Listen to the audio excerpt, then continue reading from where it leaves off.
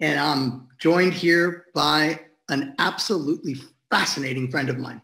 And this is the Happy Hour Hangout series. So welcome all of you. So good to see all of you. If you want, turn on your cameras. You know we love to do this informal environment where you get to hang out with, today, the author of a book, co-author of the book, The Pendulum, How Past Generations Shape Our Present and Predict Our Future. Now, as I was just playing a little 5-minute sample for you, you started to understand a little bit about what the pendulum theory is about. And the thesis that Michael Drew had come up with that just absolutely blows my mind, because I've been watching it over the last decade at least, and just trying to see where we are as a society, trying to always check and look, is the book on target? Is the book on track? You know, you heard about the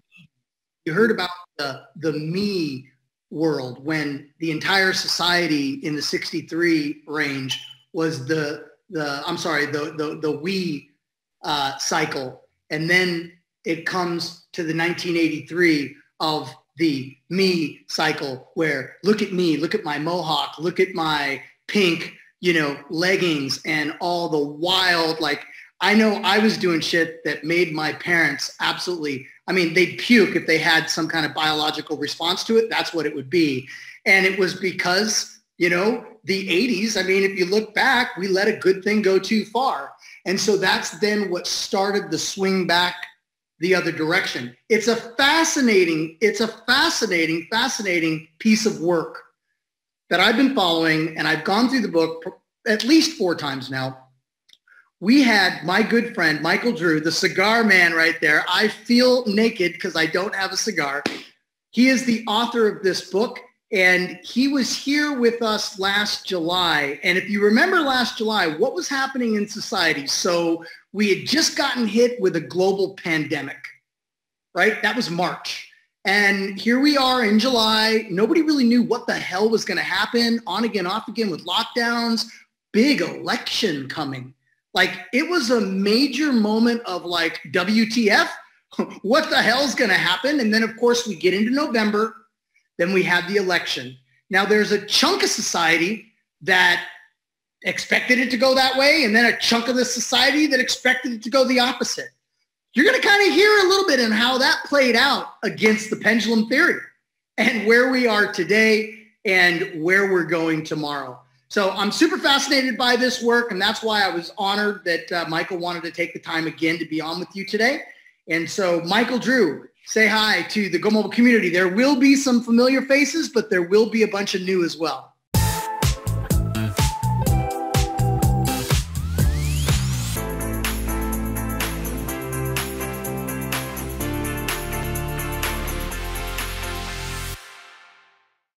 It's a pleasure to be here. So good to have you, man. Is that a robe? It is. That is classic. Next happy hour, I'm wearing a robe. Got a little in there.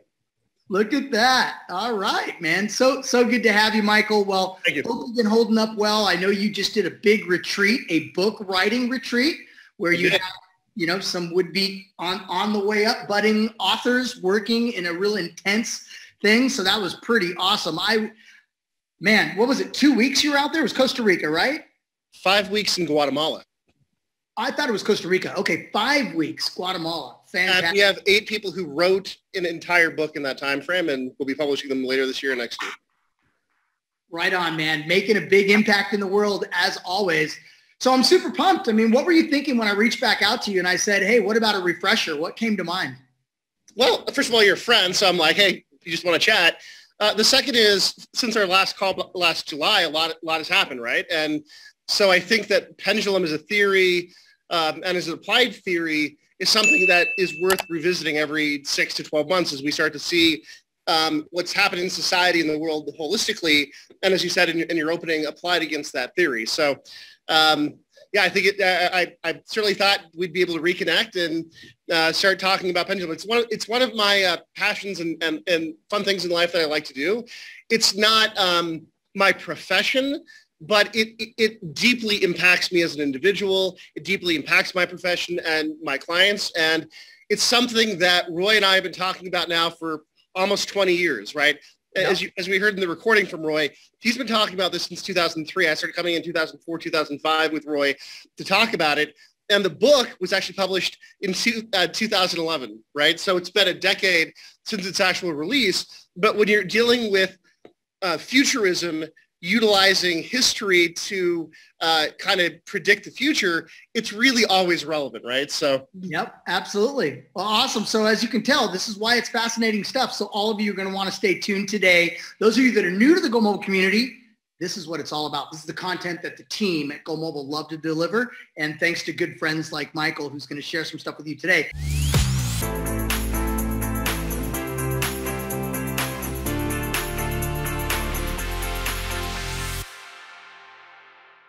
So here's the thing. Roy Williams, who's a legend in marketing and advertising, who's the co-author with me on Pendulum, owns the fourth largest ad agency in North America for buying radio. And if you don't know who Roy is, you absolutely should look him up. There's a nonprofit business communication school that Roy founded that I'm the largest fundraiser and a donor for, called the Wizard Academy out of Austin, Texas. And we started building it in 2003. It's a beautiful location. Our literary mentor is Miguel Cervantes. And when you go on campus, everything looks and feel like 14th century Spain. And we've got plenty of things on campus that go back to Don Quixote out of La Mancha, including a free wedding chapel called Chapel Dulcinea. Now, Roy owns the fourth largest ad agency in North America for buying radio. I own the largest book marketing agency in the world. We now have 109 consecutive books on the Wall Street Journal, USA Today, and New York Times bestsellers list. So Roy's pretty big in advertising. I'm pretty big in marketing. And it's important to us to be able to give our clients competitive advantages. And back in the day, as you were hearing Roy talk about it, we were looking for different competitive advantages. And one of the things that Roy noted and felt at the time was this like cultural shift. He knew back in 2002, 2003, we could all sense things that they were moving and shifting. And I want to point this out. Back then, Google hadn't gone public. There was no such thing as Facebook. There was no such thing as Twitter or LinkedIn or social media at all, right? And a lot of the things that we talk about now didn't exist then, and we were talking about it back then. And so we were looking to give our clients a competitive advantage. Well, Roy's a really strong evangelical Christian, and one of the things that he noted was that in the Bible it said, King David said in the Book of Solomon, "The thing that has been is that which shall be, and that which shall be is that which shall be done. And there is no new thing under the sun. Is there anything whereof it may be said, see, this is new? It has already been of old time which was before us." So with King Solomon's words ringing in our ears, what Roy and I did is we hypothesized that if we wanted to predict the future, that we would need to look to the past to be able to come up with patterns of how cultures change. Now, what's important about those patterns is that human beings work in psychological patterns, right? We're not entities that are driven by on and off type of switches. We have a slightly more complex system based on physiology and psychology. And so what we were looking for were indicators within society of those psychological and physiological shifts. So some of the things that you would look at then would be in art and science and technology and literature and politics and religion, right? Those things are indicative of the society as a whole, right? It's hard to look at the individual when you're looking for patterns. It's much easier to look at the culture as a whole. So what we did is we said, cool, we think that based on the work of the Faith Popcorn and Strauss and Howe and others, that there have to be patterns, a cycle of me and we, and based on Roy's evangelical background, we believe that it had to be 40-year patterns. And why is that? Well, in the Old Testament and in the Jewish Old Testament, there's 67 mentions of the number 40 years. And it's a very important number within that society and culture. And so what we said was, cool, we're probably looking for two 40-year patterns. and they're going to be contrary to each other. And so we hypothesized a cyclical nature of 40 years of me and a cyclical nature of 40 years of we. And we went back and we did both the empirical data research, the qualitative, and then the quantitative research on both sides to be able to prove this out. Now, we thought that human beings were unique enough that it would be a directional pattern. Right? It would be directionally accurate. There's a difference between being accurate and precise. We thought it would be an accurate thing. And what we realized by the end of our research was that human beings are massively predictable in groups. We do the same thing predictably over and over and over again without exception. Now, the details of how we do it may be different, but in terms of the general things of what culture is doing is massively predictable. And so once we knew what that pattern was, we were able to apply that for our clients in marketing and advertising communication, how we create products and services, how we hire and fire employees, and that kind of a thing, right? And so we looked at it from the initial marketing aspect of it, business application, and then obviously as we got into it and recognized the cultural implications, the implications became scarier and scarier and scarier, especially in contrast or context of where we were within which part of the cycle that we are today and where we're headed. And so that became a really interesting, scary experience for us because we recognized that we were headed into a very scary time. Now, I want to point out that Roy and I started talking about this in 2003, 2004. The book was published after the second set of research in 2011. We're in 2021, heading in 2022. So a lot of what we're talking about may sound like, oh, well, of course it's that way. You can look back at it. You can look back at the last 20 years and say these things, but not 20 years ago, not before all of these things had happened, not before there was social media, not before we had all of the elections in the 2000s and 2010s and up until today, not before all of the things that have happened. It's why Damien is so interested in what we're talking about, because while I couldn't predict an exact person or an exact event, it's very easy once you know the rule set to be able to be aware of and look at what's happening and to see what's creating that thing to happen and to allow you to be able to understand that those things are based on this natural psychological and physiological process that happens over and over and over again.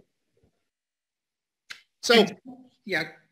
So that kind of brings us to today. Once you understand the patterns, then it's simply a matter of, cool, we know how we've gotten here and we can predict where we're going. Now, back last year when we had the interview, we were massively focusing on COVID, and which is still a big issue, and on the election. Now, one of the things that we point out in the book is that it's a 40-year cycle. So it's 20 years up, 20 years down, 20 years up, 20 years down.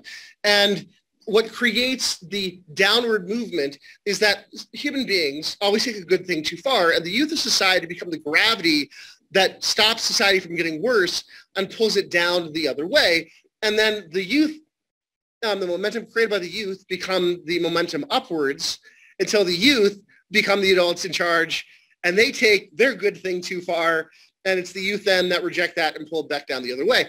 And so we have that natural back and forth and a natural adjustment system within the cycle that always assures that we never get to a point in either direction that becomes so extreme that we can't come back from that positioning.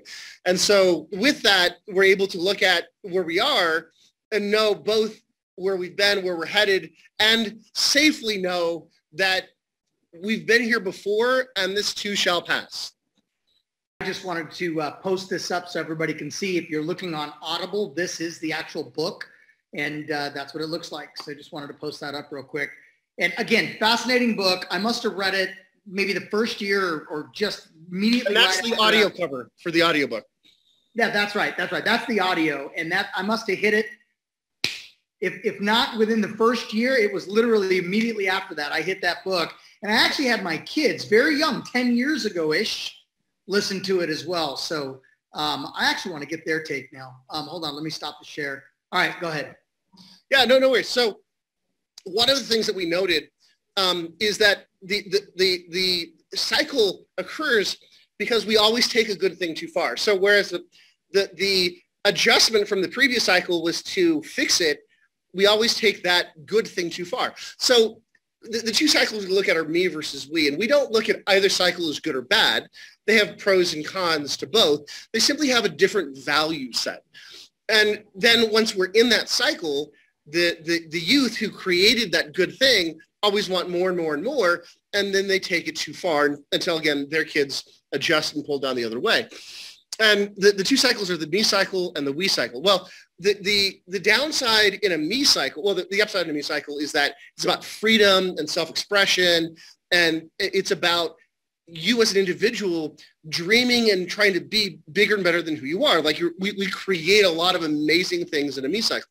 In a we cycle, it's about coming together and doing what's best for the common good, for society as a whole, working together for everyone's benefit. But when you take me too far, you go from freedom and self-expression to a society that's plastic and phony. And a set of posters, you were talking about the 1980s earlier. The 1980s were called the plastic 80s for a reason, right? You look at a movie like Wall Street that talked about the hedonism of that cycle, and it illustrates in a really beautiful way what it looks like to be plastic in a me cycle. When you take we too far, we as a group start demonizing other groups. I'm okay, you're screwed up. My group's okay, your group is wrong.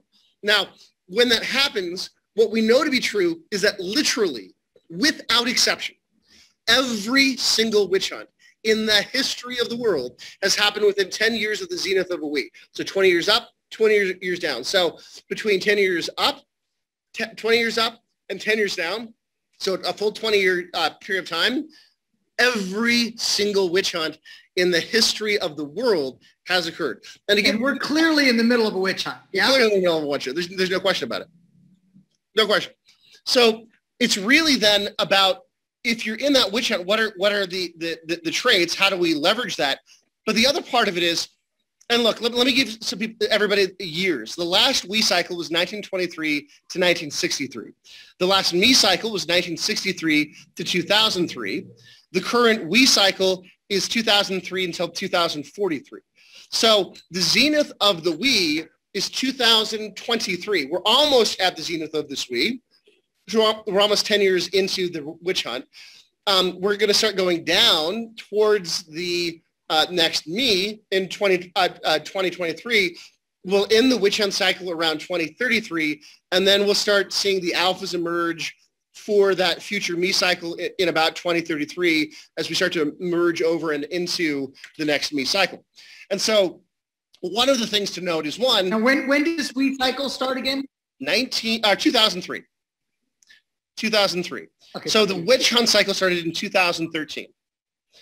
The zenith of the witch hunt and the zenith of the we is in 2033, is in 2023, and the end of the witch hunt will be around 2033. At which point we'll see alphas in literature and technology emerge that are the leaders and predictors of the upcoming me cycle. And then we'll see alphas in music emerge in about 2039. Right? So we're in a witch hunt. It's very clear that we're in a witch hunt. It's probably going to get worse before it gets better. And it doesn't really matter what side of the aisle you are politically or spiritually or emotionally or anything else. It's probably just going to get worse. And that's just the way that human beings act. And we're not likely going to change culture and society as a whole to be able to change that. But if you know where we are, you know that it's also going to end. You also know that the things are going to start slowly shifting and changing. And you'll know that no matter how bad it gets, that it's going to end. And by the way, this cycle so far is not as bad as past cycles in the same point. 80 years ago, we were seeing some things in Europe happening, right? We had the Holocaust, we had Mussolini, we had Stalin, we had Hitler, right? After World War II, there were 80 million people killed in Russia alone by Stalin within the same time frame. We haven't had that yet. I'm not saying it can't happen. It could. But so far, we're not at the extremes that we've seen in the past. 80 years before that, we had the Civil War, we had the Second French Revolution, 80 years before that. We had the American Revolution, the First French Revolution, Bloody Mary, the Salem witch trials, the Crusades, the Spanish Inquisition. All of that happened within these same timeframes, right? And so there have been worse cycles in the past. Again, it still likely will get worse. We don't know how bad it will get, but they also all ended, right? We had a movement that shifted and changed that. So we're clearly in the cycle. Now, what's interesting, we talked a lot about the election last time. One of the things that we normally look for in a witch hunt cycle politically are candidates in both or either parties that demonize the other party exceptionally well. And the predictions that we've made have been based on that. And interestingly enough, Roy and I split on this, and I think Roy was actually right in terms of the national candidates at the time. Trump was our pick, not because we like or dislike Trump, but just based on the application of the pendulum ideology the previous election. In this one, I picked Trump based on his extreme demonization of the other side.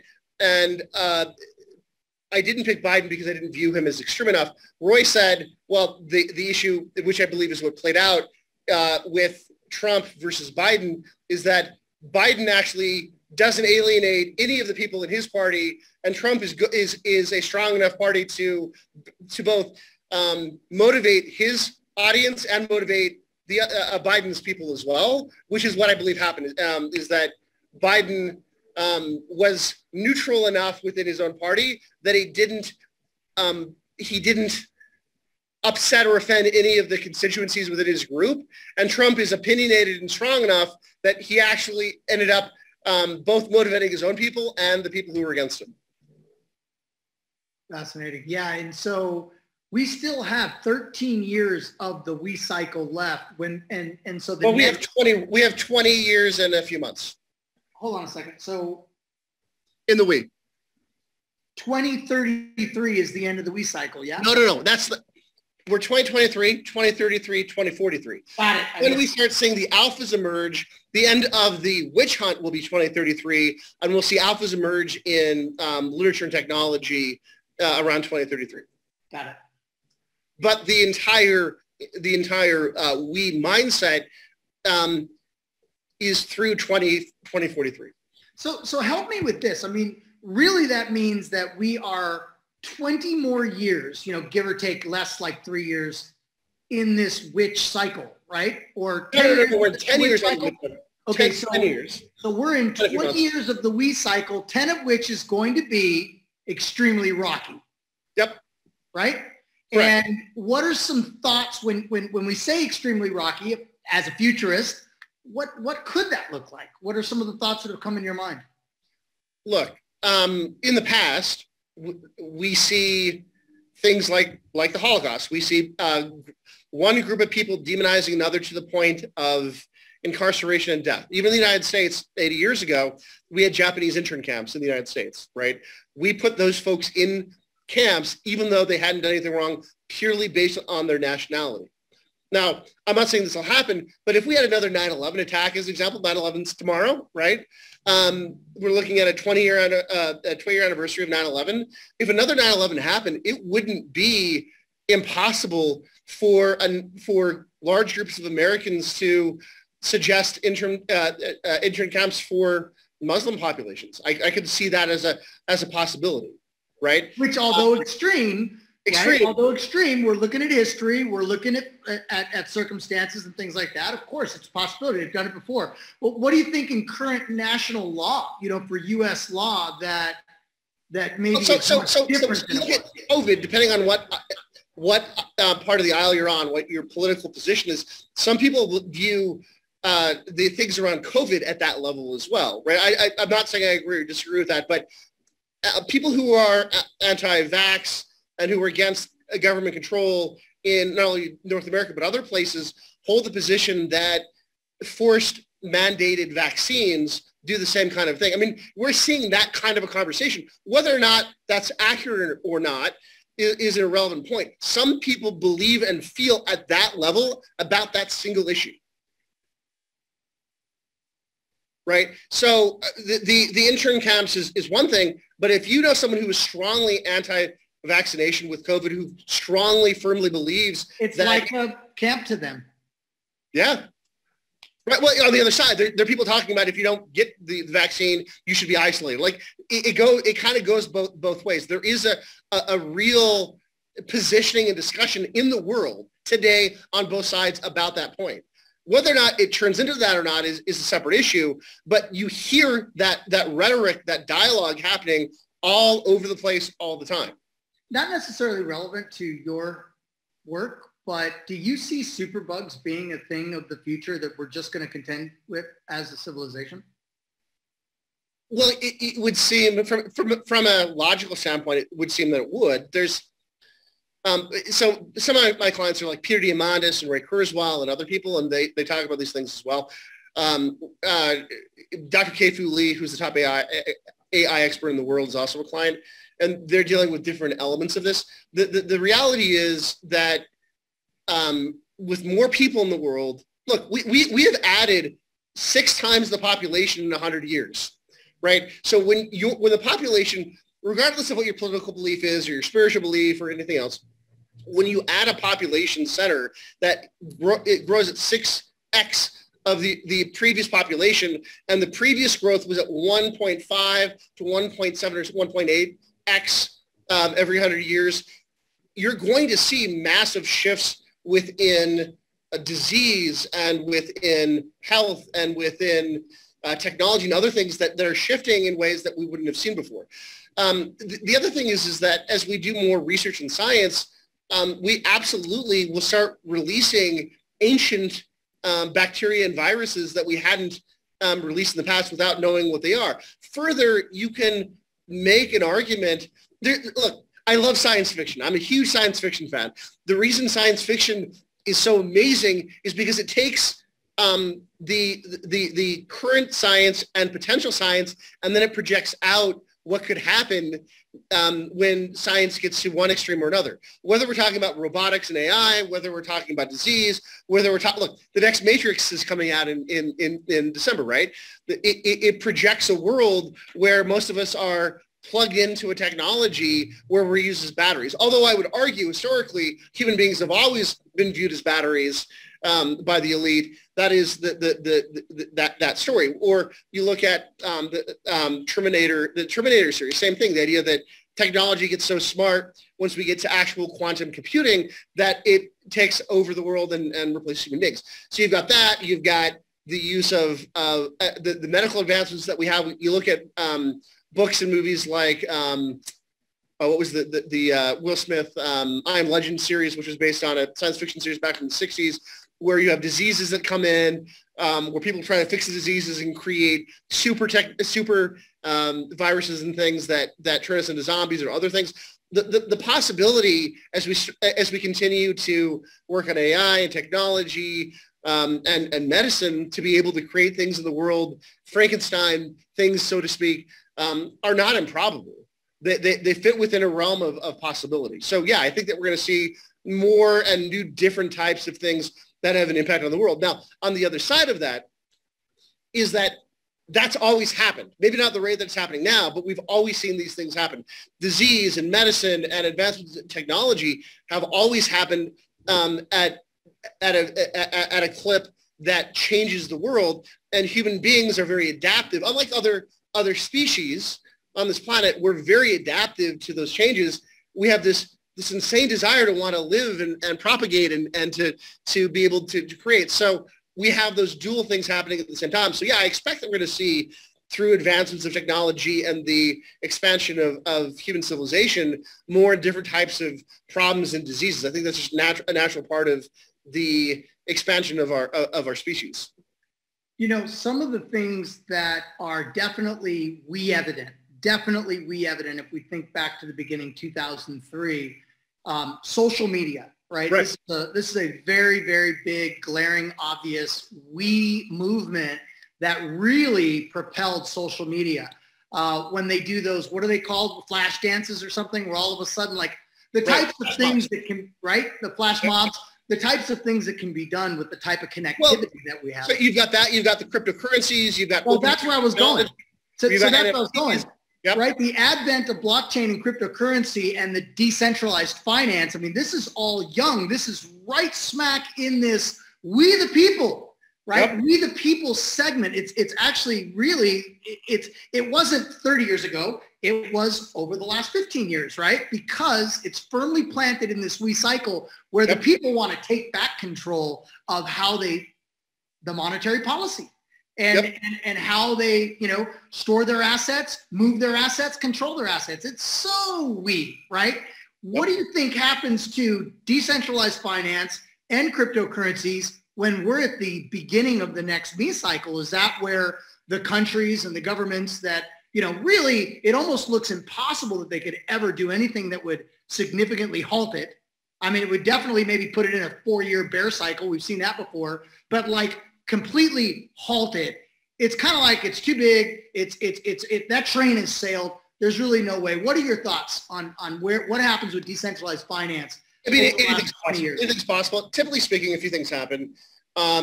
We see this in technology all the time, that if there's a revolutionary change in something, big corporations put a lot of money into being able to replicate and do that same thing.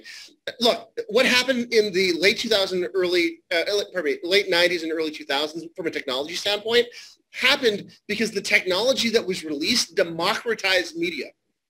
For the first time in hundreds of years, it democratized media. You and I and some of our friends, they built their reputation and businesses during that time frame. It was the greatest opportunity entrepreneurially and fiscally in hundreds of years that that gave everybody an opportunity. What happened in the last 15 years is that it went from anybody who could start a business back in the early 2000s to today. If you genuinely want to start a technology or an online business, you're going to spend about the same amount of money effectively as you would to do a franchise McDonald's location, right? You can't get into a new business, even online, without being able to build all of the infrastructure and the systems and the R&D and have the employees in place and be able to do the customer service and do the ad and marketing buying. Like if you can't do that, it's really, really difficult for people to be able to break into those markets. Not impossible, but not like it was in the late 90s and early 2000s. But back to your point, in that time frame versus crypto today, and the NFTs and that entire monetary system and ideology is in the same place that the internet was back in the early, 99 to 2001. We're in that same time frame. Now, 15 years from now, it's going to be so commonplace that those that are in will be very wealthy. Those that aren't, it'll be commonplace where the masses are now using whatever the main 1 or 2 or 3 cryptocurrencies are and NFTs and all of that. So from that standpoint, if you're not in those things, you should get in them now. I mean, be intelligent, be research, find the few experts that exist out there, and there's a lot of charlatans, but find the few experts and really get in because it's a really new industry. Which, again, from a movement standpoint, at the beginning of those cycles, it's easy to be able to get in and make money, but as they become common, as the masses start to get in, that's when people with real money, real corporations, and governments start to invest in and to kind of take that out. And they're doing it right now. They're trying.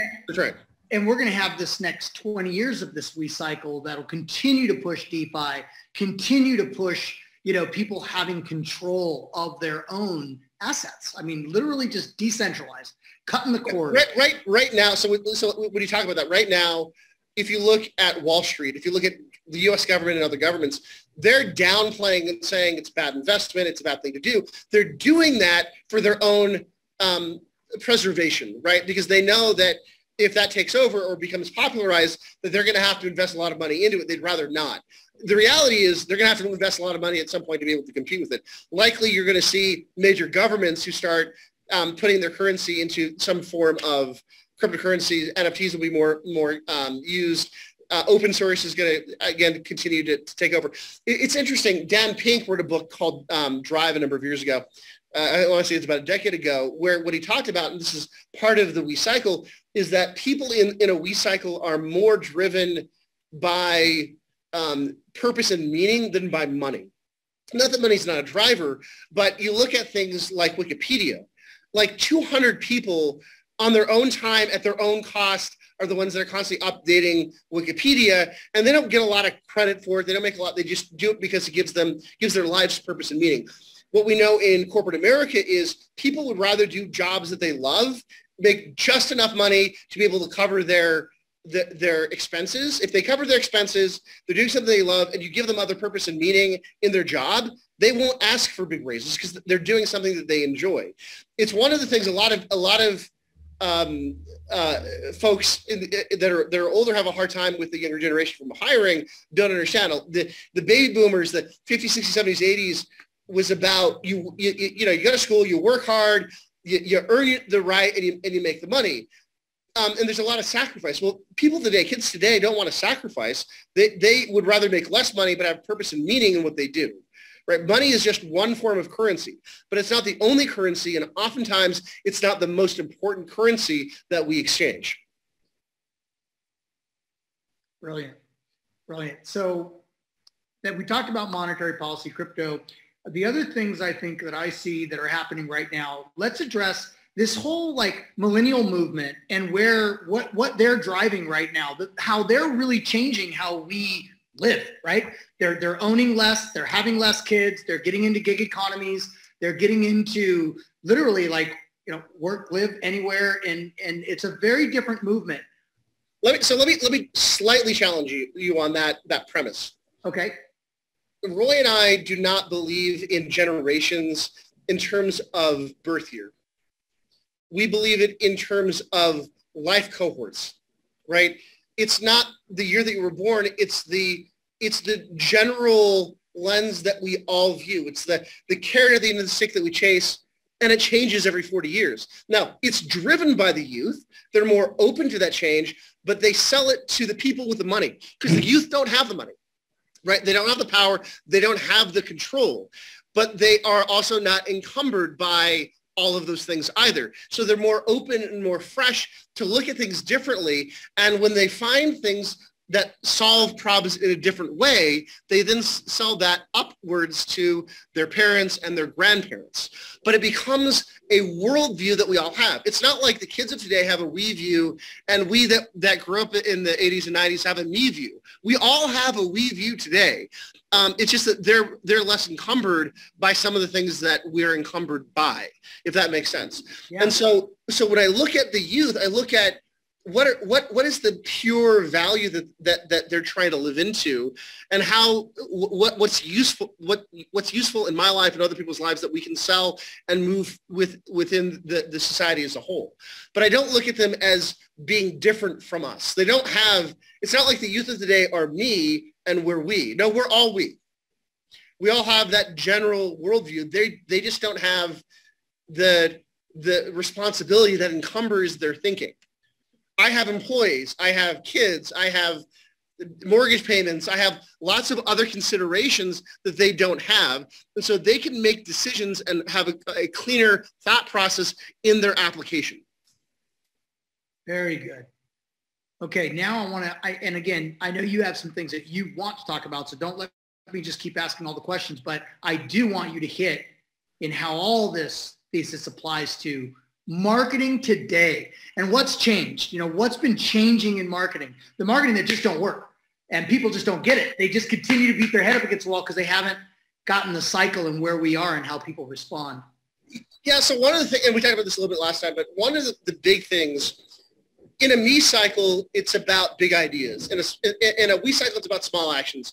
In a me cycle, it's about it's about going to the moon. And we cycle, it's about going across the street and giving that poor homeless guy something to eat.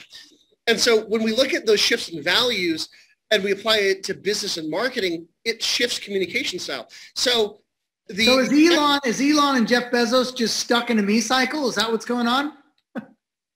So here's what you get with a lot of leaders that grew up in a me cycle but apply we cycle values to what they're doing, is that, and we see this in marketing a lot, In fact, let me bring it back to marketing, and then we can bring it back. If you look at 1983, right, the zenith, the height of the last me cycle, you see the release of the biggest personal development expert in the world, right, with Unleash the Giant Within. Tony Robbins came out in 1983 and built on his back the entire personal development industry, right? And he sold the idea of being bigger and better than who you could be. And marketing followed that ideology, which was perfect for the height of the me cycle. And so when we then fast forward to today and we take the same experts, be it Tony Robbins, be it the now late Stephen Covey, be it Jack Canfield, Mark Victor Hansen, be it anybody in that space, but also the people that came from that, which fall into the direct response industry, they apply an outcome that's based on the individual while trying to utilize the technologies of a we cycle.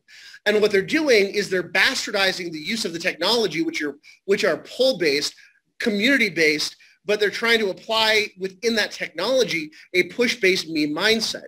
And so what you end up with are pickup artists that are trying to utilize the technology that we use in a we cycle. And so literally what you look at in terms of business is that most marketers, most direct response marketers especially, are utilizing the exact same tactics that a pickup artist uses to get laid. And when they do that, they violate what is necessary to build the long-term relationship. Instead of focusing on the relationship, they focus on the short-term transaction, right? That's why I call them douchebag marketers, right? They're douchebags. They want to get laid. Now, fine, if you sell a commodity and you don't care about repeat business and that's what you want to do, fine, go be a douchebag, you're only looking at the one-time sale, that's fine. There are industries and businesses and things that work quite well with that. But when you get into the world of influence, thought leadership, those tactics don't apply, right? And so one of the big things that Roy and I have been doing for a long time is applying the work of Desmond Morris and his 12 steps of intimacy, which is now used by most marriage counselors to be able to fix marriages in the application of building a relationship with a customer. LTV, the lifetime value of a customer, is far more important to my clients than the short-term conversion rate, right? Most direct response marketers, most douchebag marketers are concerned about what's your open rate, what's your click-through rate, what's your opt-in rate, what's the conversion to sale. Not that data is wrong, but I don't look at that data in terms of data. That every one of those bits of data represent a person. There's a person on the other side. And the values of a we cycle dictate that we look at this as a human being and as a community that we're building. And so if you look at the real technological advances, the businesses that are really building and booming, they're not worried about the transactional. They're worried about the relational, right? And so it's one of those things that we can look, even with corporations. About 10 years ago, T-Mobile, when big data was first coming out, the idea of big data is that I have so much data on every individual that I know when they need something, therefore I can target the individual based on timing and their likes to be able to improve short-term conversion. And so it's a great case study. T-Mobile used big data and they increased their customer base by something like 75% in 1 year utilizing big data. But when they did that, they did it in a way that violated how they built the relationships with their existing customers. And so within 2 years, not only had they lost the increase based on the use of big data of that customer base, they lost another 20% of market share because they hadn't taken care of their customers in an effective way because they were so focused on the short-term conversion versus the engagement of and the relationship with their customer. The now ex-CEO of T-Mobile, when he came in about 7 years ago, he said, we're not going to focus on transaction and we're going to emulate what Apple does, and we're going to focus instead on the quality of the customer engagement so that people want to work with us and continue to work with us on an ongoing basis. And so they were able to earn back their market share and grow even more based on that focus. It's also why, by the way, Apple does so very well. I mean, we can debate the value of the technology. They've done a very good job with their M1 chips and the A14, A15 chips and all of that. But the reason Apple has done so well from when the time that Jobs came back to today is that they've focused exclusively on the customer experience and the relationship with the customer. It's why, generally speaking, Apple stores are so great, because they focus on the customer experience, not on the transaction with the customer. It's why they can charge more for computers and phones than what Galaxy and other companies charge, because the relationship with the customer is more important. And a Mac user knows that generally speaking, there's certainly a question about size, but generally speaking, directionally speaking, that they're going to be better taken care of with Apple than with Microsoft or Intel or other companies. And so for me, the big shift and change in business has been focused on moving from a transactional mindset, which, by the way, in me is a beautiful thing. We have the individual and cultural mindset where it's about being bigger than who we are, and we want to be pushed that way. Right? We create big, giant technological advancements like going to the moon in a mini cycle, which is a beautiful thing, but it's focused on the promotion of that individualistic mindset.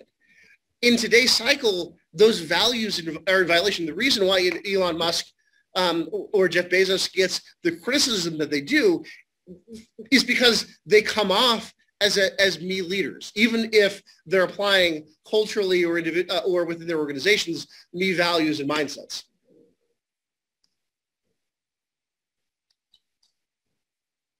So with Bezos and Elon, you know, you're right. They're getting some heat because, some billionaires like to just go out and play with space when there's people that are starving in the world. And so people are taking that is a very me movement in a we cycle. And that's why we get that rejection and that response. But they're looking at the individual response versus looking at the company and cultural values of what they've put together, right? They're in conflict. And if you look at any individual, I'm still an individual in the cycle. I'm not a group. I'm not a we. I'm a me. So I do things that I want to benefit everybody. But if you look at individual things that I do, it may be viewed as me doing it for me versus for the group as a whole. It doesn't mean that from a business standpoint that I'm not applying the values within that group. And for the most part, they do, right? And so that's why those groups still, and those organizations work. Elon Musk a few years ago, I think it's 4 or 5 years ago now, even he made all of their technology open source, right? He made everybody open to being able to use this technology, creating the competitors that they have. Ford in their electronic cars use the technology that was made available by Elon Musk. That's not something that you do if you're trying to worry about money and competitors. No, he said, no, let's open it up because it's better for me and everybody if there's more people creating the stuff because it'll reduce price and cost, which is better for everybody. And most tech leaders today get that and understand that. I mean, the whole movement started with Linux way back in the late 90s or mid 90s, whatever it was. And where now it's like open source is the way. It's, we the people. Open source has been predominantly in the last 20 years, right? Open source for DeFi networks, open source for crypto, open source for software, open source for some of these big private companies saying, hey, build anything on our technology. It's completely open. Yeah, we've gone from tech transaction companies. The companies that actually succeed more today are the ones that have gone to community companies, where it's more about the community and the life cycle and the journey of the customer and the relationship instead of the one-off transactions, which is why, again, in the we cycle, some of the signs that you'll see that you can all relate to, groups thrive, Facebook groups thrive.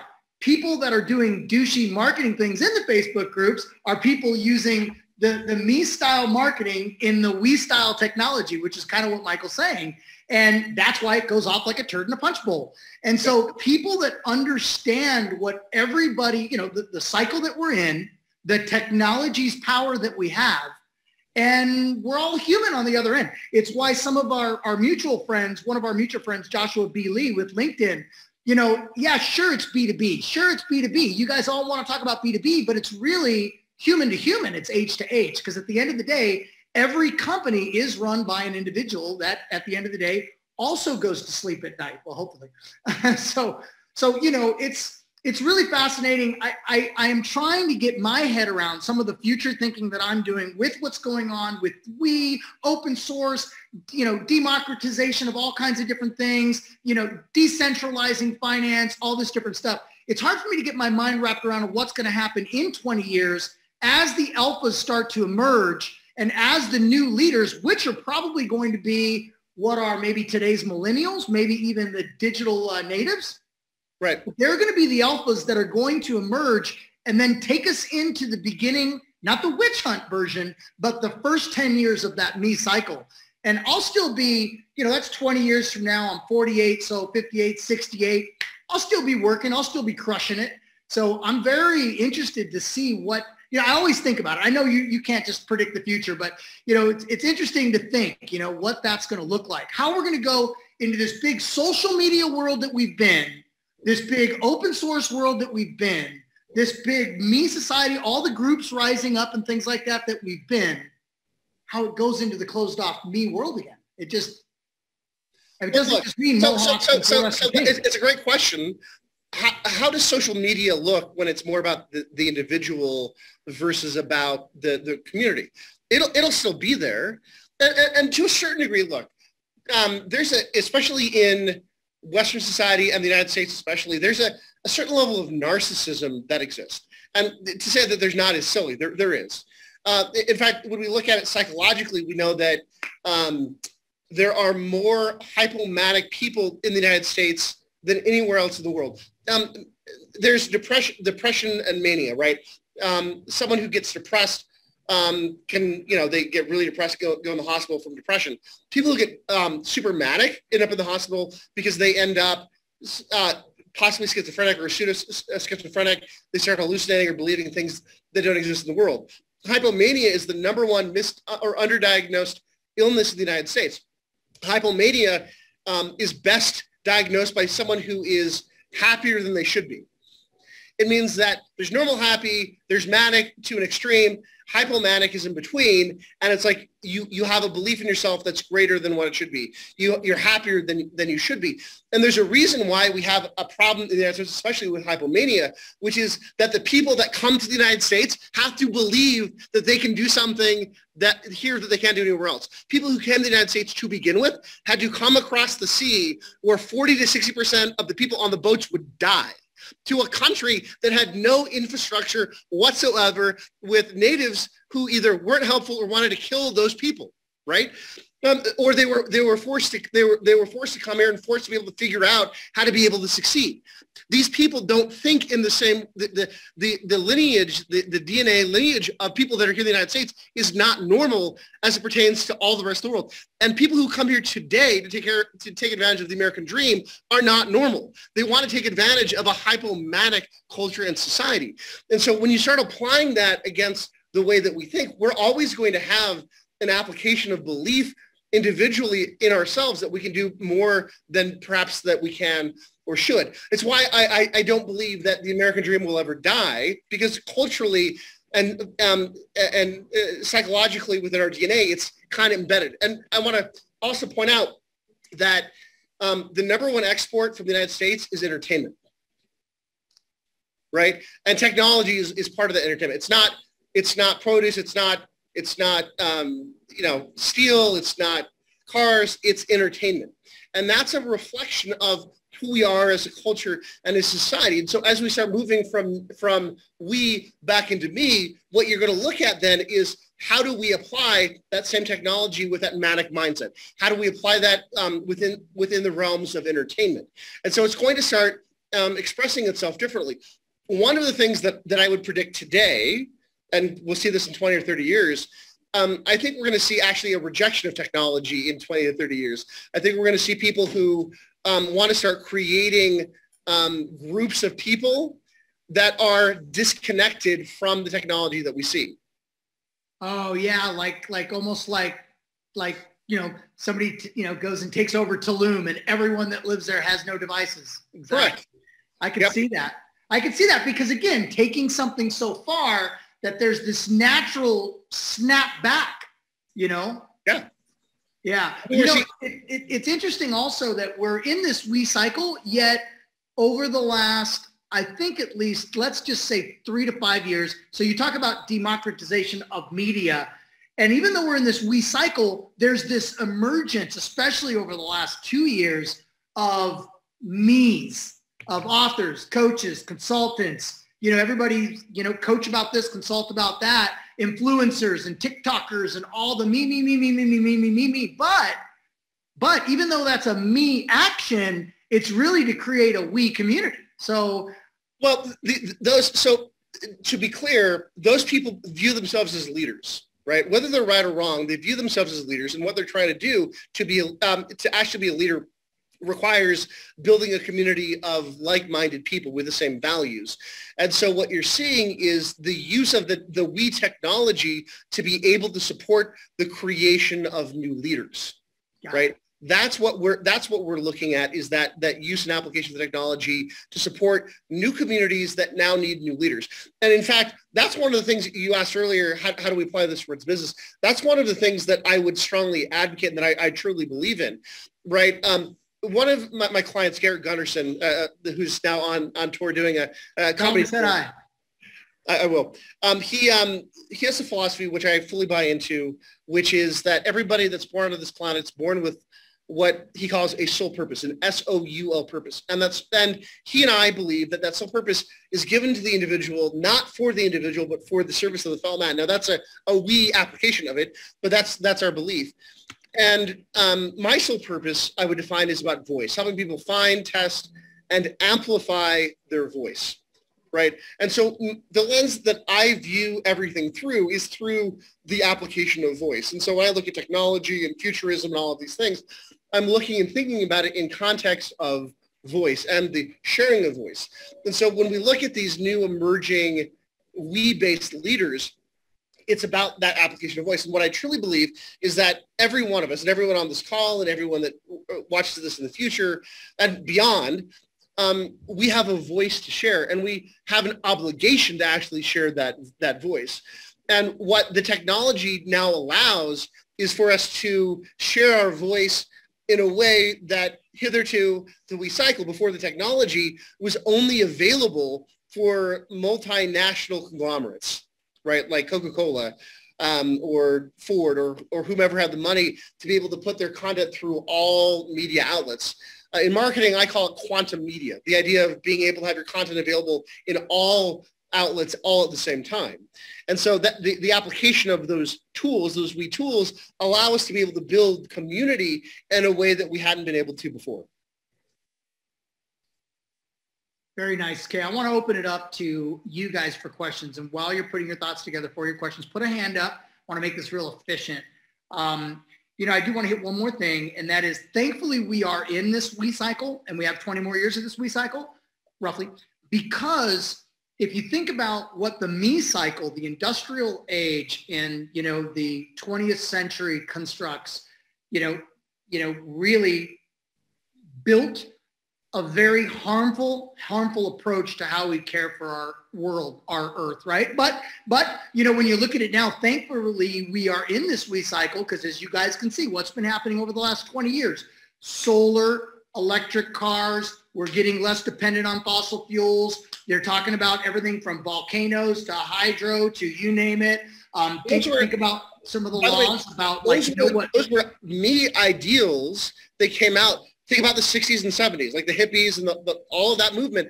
Those were taking care of the earth was something that came out of that, but wasn't able to be popularized until the we, right? The hippies were a subculture, not a dominant culture of the time. But when we moved into a we, where we as groups want to come together and do bigger things, we could take and hang on to those issues. So that's one of the interesting things about me versus we, is that some of the greatest movements happen because of ideas that come from a me that become popularized in a we. Yeah, love that. Kind of like today, those hippies that were pushing that movement are like the crypto people today. You know, I mean, it's just that early little subculture going on. And if you think about it with you know, they want legalized marijuana. Well, guess what? It's pretty much Canada's completely legalized, right? So they were saying that in the 60s, right? In the 70s. Right? But it didn't get popularization because the me cycle was in control. And there's no way that we, the people, let's all get stoned was going to take place in that really cookie cutter me structure and constructs. Yeah. Makes a lot of sense. There's pros and cons to both. And a really good me cycle will have values in a we cycle. And a good we cycle will have a positive influence on a me cycle. One of the things that we notice is that the worst witch hunts follow me cycles where there aren't good leaders with good ideas. So example of the last one. Well, so look at the look at the pre-Civil War me cycle, because the Civil War fell into a we cycle. When you start having Jackson and other people who are looking at the being able to take over the United States and the destruction done with the indigenous people and slavery and all of those things, that me cycle didn't have a lot of good leaders and thoughts that had a positive impact on the we. The we cycle. Right. We had a few good leaders that came in, but it didn't fully permeate until the next big me cycle, which, I mean, there was one in between in the early 1900s, but it took until, again, the next big influential me cycle in the 60s and 70s to be able to create real movement in racial equality and in other things. So one cycle influences the next. And if you want to have progressively good cycles, you have to have good leaders from one cycle that influence the next cycle. If we don't have good we leaders now, then we won't have great me leaders, and then we won't have good we leaders in the following we. Got it. So, you know, this we cycle's been very advantageous to humanity, you know, with regards to equality, with regards to energy and care for the planet, with regards to altruism. You know, a lot of people are making business decisions based on, you know, who is this going to help and support, and the impact more than in a me cycle for sure. So these are things that we all see. First question in from David Arnold. Go ahead if you want to unmute and ask the question. Well, go ahead, Michael. Well, I see it. He's asking, do I see a positive correlation that the we and me cycle into political systems? And specifically, he's asking, do we think we'll fall into a full-blown socialism? I think it's the wrong question. And here's why. Socialism is a political structure, an economic structure, but it's a reflection of something else, and that's populism, right? Populism is what we're seeing in a we cycle.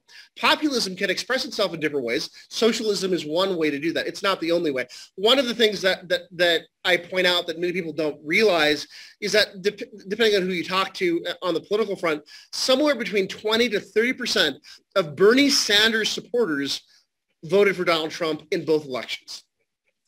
And you could say, well, Bernie Sanders is a strong liberal socialist on one side. How could they then turn around and vote for someone like Donald Trump? Well, the reality is, more than socialism, Trump, no one would accuse normally Trump of being socialist, although you could try. In reality, Trump is a populist. Bernie Sanders is a populist. Populism is a natural reflection within a we cycle of groups coming together. So you could end up in full-blown socialism, but it's not a requirement. In order for something, if you are against the ideology of socialism in political or economic terms, then what you have to understand and learn is how to apply populism in a way that supports the we mindset, but doesn't bring in the definitions of socialism. Populism is here. Populism is about people doing things for people, not individuals, right? And so if you don't like socialism, then you need to learn how to leverage populism towards that. Banner, that's what he did for Donald Trump, is he brought in conservative populism to the first Donald Trump campaign, right? It may have been, or may not, depending on how you want to look at it, may have been what was missing in his second campaign.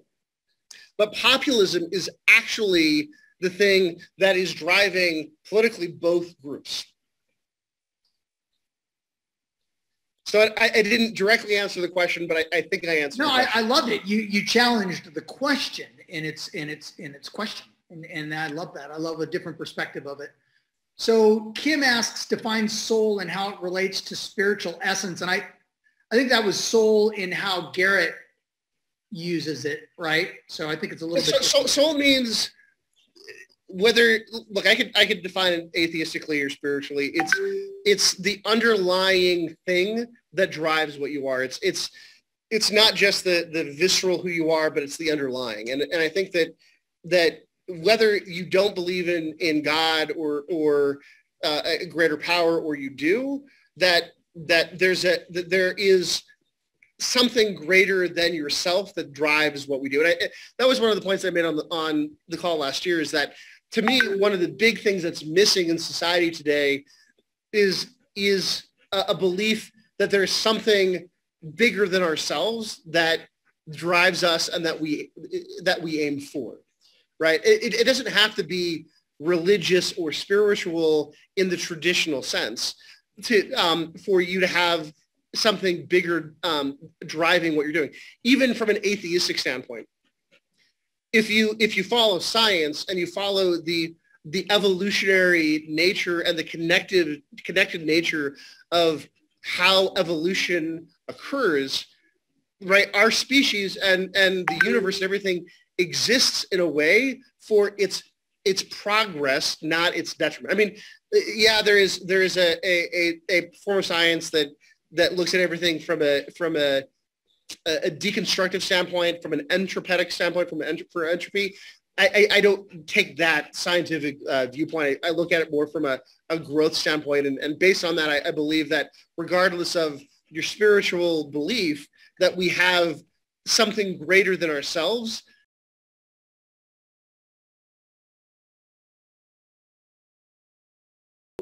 If I'm hearing it right, it almost comes down to a tug-of-war game that has been going on forever. And you had said how, as humans, we're set apart in a different way than a lot of other species. And so the we versus the me, we each create problems. And as people, we solve problems. And so therefore, the we creates a problem for the we and vice versa. It also creates an opportunity. Versa. It also creates an opportunity. Problem is opportunity, and it's over and over again. And so that cycle continuing is actually what keeps growth, expansion, all those things happening. And if you look at it in a very simple nature of just a tug-of-war, it's a tug-of-war that's very necessary and really kind of completes who we are and what we do. I agree with that. Here's a Yep. Right. To the extent that you've experienced pain is to the extent that you'll experience happiness. If you don't have that contrast, you'll never know. Yeah, we won't get up if we don't get uncomfortable. In fact, one of the things that I believe to be true that I believe is proven out here is that all growth comes from pain. Like how do you, if you want to get in shape and build muscles, what do you got to do? Yeah, you got to do it. You got to tear the muscle, right? You got to tear the muscles down and rebuild them. And that's not a fun experience. But the benefit's there, right? It's worth it. But even if you enjoy the pain still happens in order to be able to create the growth. Yeah. Awesome. Thank you for your question, Jim. Hey, Michael, you mentioned something in your bullet points over to me about the realignment of college football. Well, was that?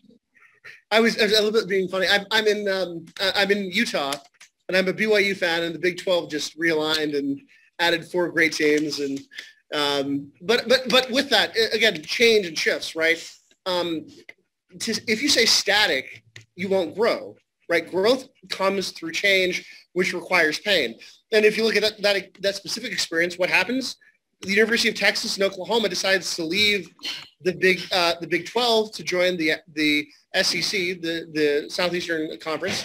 And what do they have to do to survive? They add 4 really big universities and football universities to be able to adjust for it. And it shifts and it changes. All right. Do we have any more questions from the audience? And while you are putting your questions or raising your hand, and Jody raised her hand. So I'm going to be hitting you after Jody's question, Michael. I'm going to hit you with a lightning round, but it's going to be different because you are a comeback guest. Can't ask you the same stuff. So I've got some really cool lightning round stuff for you. So Jody, go ahead. You're on mute. Okay. Oh, there you Can you hear me? Okay. Michael, I'm excited to hear all of this thought process. It's kind of out of my box. And so I'm processing. And as I'm processing, I'm trying to understand with where we are now, what is the most impactful way to approach these people in business with our apps that we're trying to market? So a couple of things. First, you have to define. And Michael Drew, just real quick, so you know, most everyone here identifies as being an agency, right? Selling marketing services, mobile applications, marketing services, et cetera. Just wanted to put that frame of reference. Perfect. That's helpful. First of all, if for your customers and for yourself, you have to define, are you selling something transactional or relational, right? If you're selling a commodity, then it's okay to use transactional tactics because you're looking at one-off selling, right? If you or your customer base have customers that look at things relationally, right? You're selling ideas, or you're differentiating, you're differentiating yourself or your customers from their competitors through ideas. I'll give you an example. One of my clients is Gary Keller of Keller Williams, right? And so we did The One Thing, and we used the book The One Thing to take Keller Williams from the number 2 real estate company to the number 1 real estate company. And what differentiates Keller Williams from RE/MAX? Their agents are all selling real estate. It's not that they're selling different things. They have some different processes, but at the end of the day, they're selling real estate. So what differentiates Keller Williams from RE/MAX? Ideas, thoughts, right? That's really the difference. They have different philosophies as well. And so you sell those philosophies. One is more capitalistic in nature. One is more socialistic in nature. So you have to sell those ideas. So when you sell a product, service, or event based on ideas and information, then you have to look at it relationally, right? Basically, at that point, you're acting, or your customer is acting as a form of therapist, right? And so you have to ask, would you sell something, would a therapist, someone that you would hire as your psychologist or therapist, would you hire that person if they utilize the tactics that you're using, right? And if you wouldn't hire a therapist in that way, then I would question whether or not that tactic would be appropriate, because it violates the rules of intimacy that we apply. But a few other things that are specific to the cycle that we're in. One of the things that Roy and I have been doing now for 15 years is applying the idea that and not everybody agrees with me on this, and that's okay, but we don't look at UVPs, unique value propositions. We look at statements of what we stand against. And the clarity of statements of what you stand against has a far greater impact in a we cycle than statements of what you stand for, right? Politically, more people voted against Trump or against Biden than voted for Trump or for Biden. More people voted against Hillary Clinton or against Trump than for either, right? So communities today are built on clear statements of what we stand against. A really big example of this, we all can remember how Blockbuster went out of business, right? Who put Blockbuster out of business? You guys remember? Bezos. Netflix? Netflix. Right. And what was Netflix's, what was their promotion in the late 90s and early 2000s? We stand against late fees. We stand against waiting for the movie that you want to watch. We stand against waiting in line. That was exclusively their promotion, what they stood against. And if your statement of what you stand against is clear enough, it denotes what you stand for. But we build community and tribe on the clarity of what we stand against in the we cycle. Does that make sense? Yeah.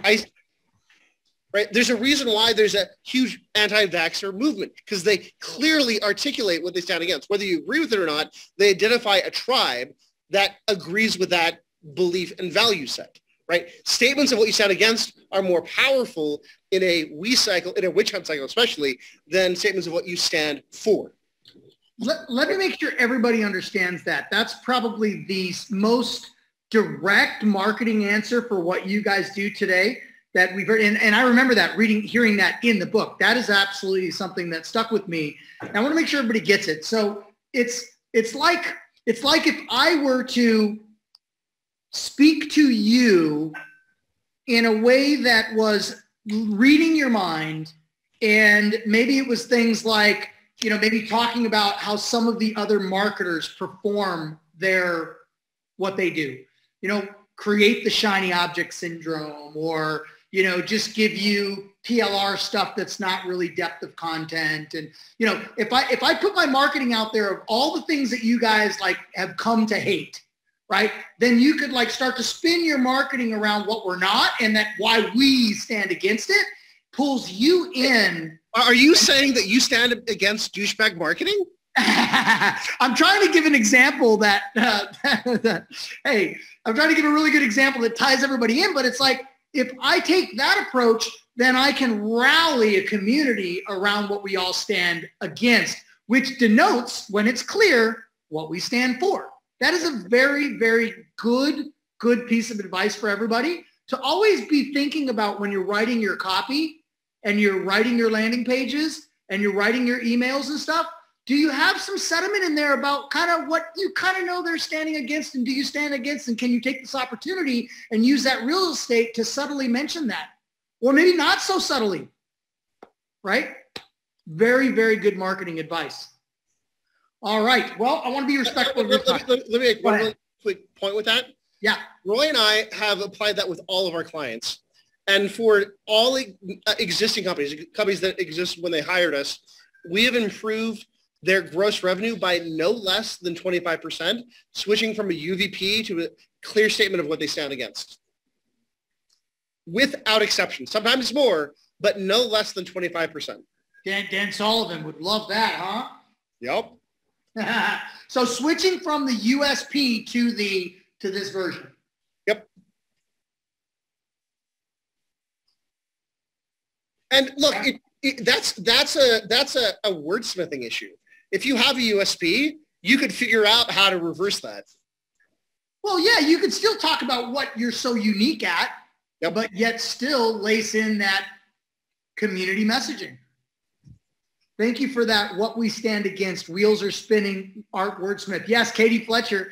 Katie Fletcher's on here. We call her the queen of apps in the Go Mobile community. Nice. Sold the most apps out of anybody in our community. So that is really good. And Leanne, definitely let's have a meeting, you and I, a little bit about that, what we stand and where we're applying that in our marketing. All right, I'm going to hit you with my lightning round. Yes, sir. What I want to know, we'll start with your 5 predictions, because I know you've been playing with them. You might have been writing them down. You've been throwing some away. You've been, oh yeah, I'll bring that one back, but you're right here.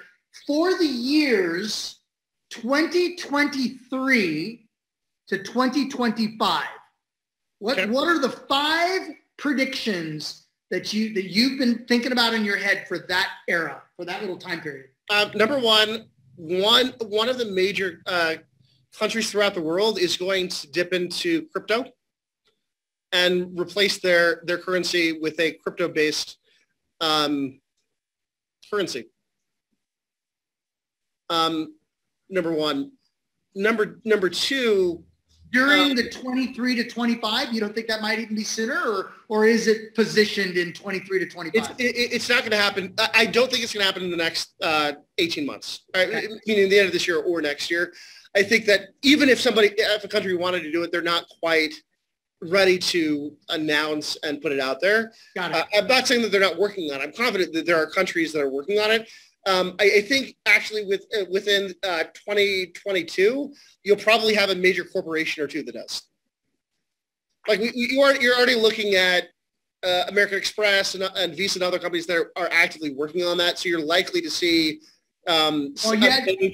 Yeah. You had the biggest country in the world, the biggest digital country in the world. Facebook tried to do it with Libra. Yep. So they're trying. I think we'll have a major one that has the proper support that will challenge and more take the idea to the masses. Look, crypto has a lot of media buzz. It's still a tiny fraction of the population that's using it, and so it's going to take a company or country that is more respected and more understood than who's the founder of Bitcoin that we don't know, right? Right. So it's going to happen, and I suspect that one of the major banks or credit companies, or maybe even a life insurance company, will come out with one by the end of next year. Prediction number two. Prediction number two. I think that we're going to see, because of NFTs, we're going to see a reemergence of art in a way that our society hasn't seen since the 60s. Right? The ability to take a starving artist and give their art purpose and meaning in a way that's never been done before is going to be there, because it's going to become accessible to the masses. Art historically has only been accessible to the wealthy, and it's going to become more. Look, there's a lot to work through NFT, and I think with NFTs, I think it'll be closer to the end of 2025, but it's going to be organized in a way that, and artists are going to be promoting in a way that it'll become popularized in a way that we haven't seen with artists and musicians and that whole field since the 1960s. Got it. Number three. I think we're going to see another explosion of a disease, whether it be COVID or something else, that shakes the political and economic structure in a way equal to or greater than COVID. Whether it's simply an ongoing mutation of the COVID disease or something else coming out. There's right now, as an example, I forget the name of the disease, but I believe it's in Indiana. There's a disease that has a 60% mortality rate that has hit a major area, and it apparently has the ability to be spread at the same rate as COVID. Hasn't been in the U.S. before. It was first discovered in China again in 2016, but it's now making its rounds worldwide. But that's just one. I suspect that we'll have something happen that's equal to or greater than the current experience with COVID, even if it's more mutations like the MU mutation of COVID or something worse. We're going to see this ongoing conflict over that issue, and the mutation or a new disease come out that becomes very difficult or impossible to control in a traditional way. I think that we're going to see a stronger and harsher political presidential election in the next presidential cycle than we did this time. I think that it's going to,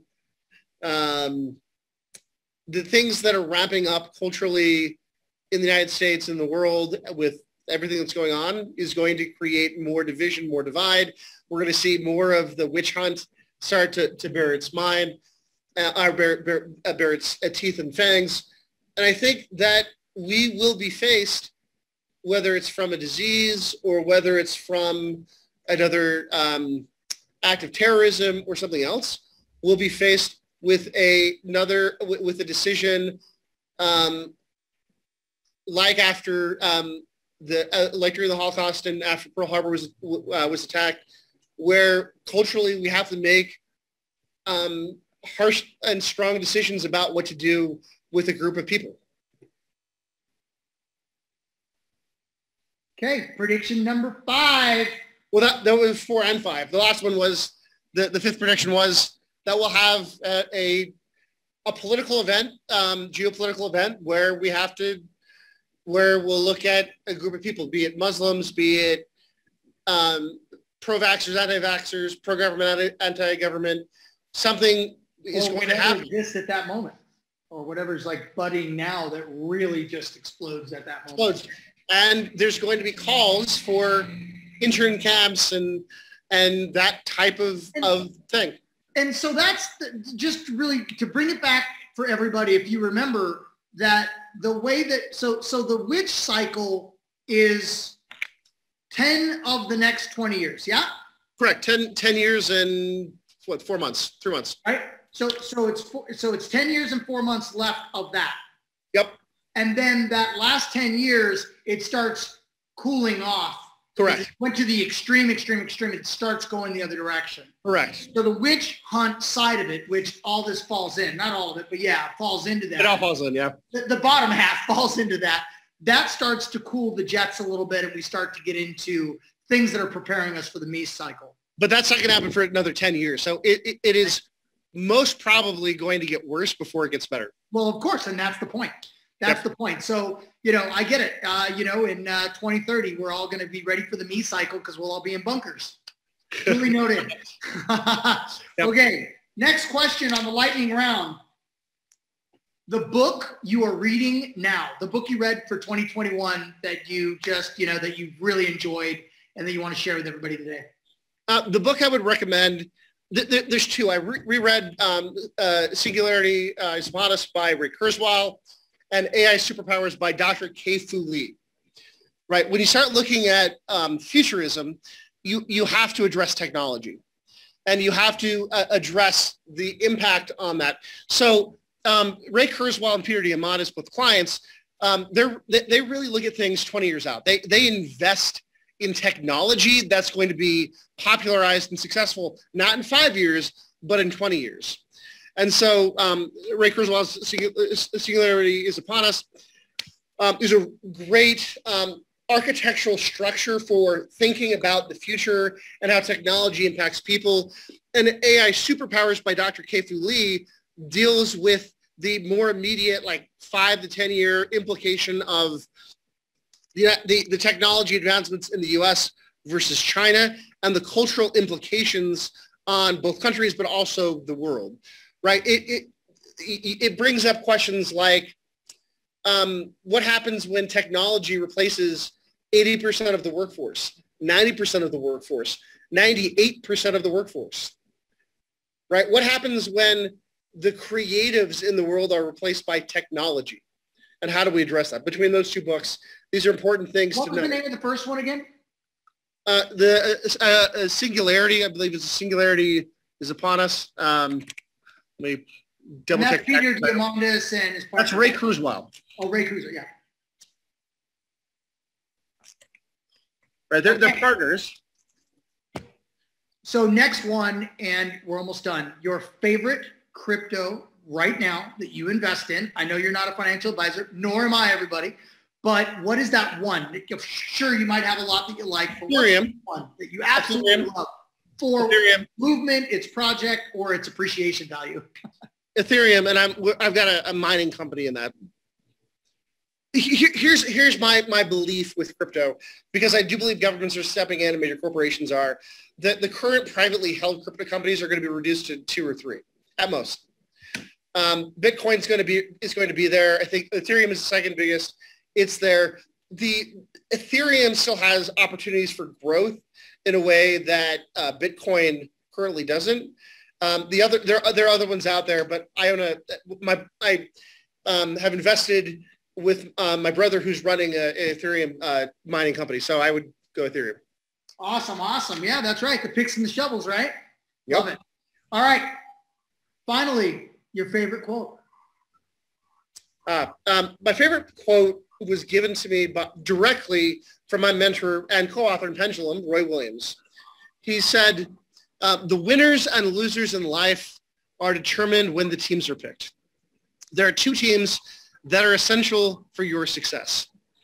The first are the team of people who pick you to be on their team, and the second are those you select to be on your team. And I think those that are here with you, Damien, that are on this call, that have chosen you to be on their team, have made an incredibly wise investment, because it is about having the right people on your team, and it's all about the team. I love that quote. What a great way to bring this plane to a landing. Thank you so much, Michael. I've absolutely, the one word that will continue to come up for me over and over again when I think about the brilliance of your work is fascinating. So thank you, man. I really appreciate it. What we'd like to do is we send you off because I want everybody to give Michael Drew a big, big, warm sign off. I would let you guys talk and engage a little more, but I want to be respectful of his time. It's Friday night. He's in Utah. I want to let him go. But please give him a big, warm sign off the way we like to do it at Go Mobile. Thank you, Michael. That was Michael. awesome. Thank you. Thank you. Thank you so Appreciate much it, for Michael. being with us tonight, Michael. We appreciate Thank you. you, Michael. Your time. Thank you. Thank you. Utah. Definitely bless move you. the pendulum. Thank you. Very insightful. Yeah, very good, man. I really enjoyed this one. I had more questions for you on this one. I just loved it. It was so fun. Thank you, man. Let's connect. Have a great weekend. And I have a gift if you want to give it to everybody. yeah, go ahead, please. Yes, everybody. Well, I'm going to send it to you. I've got an updated version of the book in PDF. I'm going to give it to you to gift everybody on the call. Oh, beautiful. All right, so do me a favor and get the attendee list there. Derek, I know we got to do it before we shut this thing off. Absolutely love it, dude. Thank you so much. I appreciate it. You're welcome. Thank you. If anybody wants to follow Michael Drew, go find him out. He's on the internets out there. The Pendulum. We showed you the screen cover. You can get a physical book. I'm going back to physical books now. I'm starting to like it a little bit. You can go to audiobook, but I highly suggest you revisit The Pendulum every few years or at least every year. Like that's what I've been doing.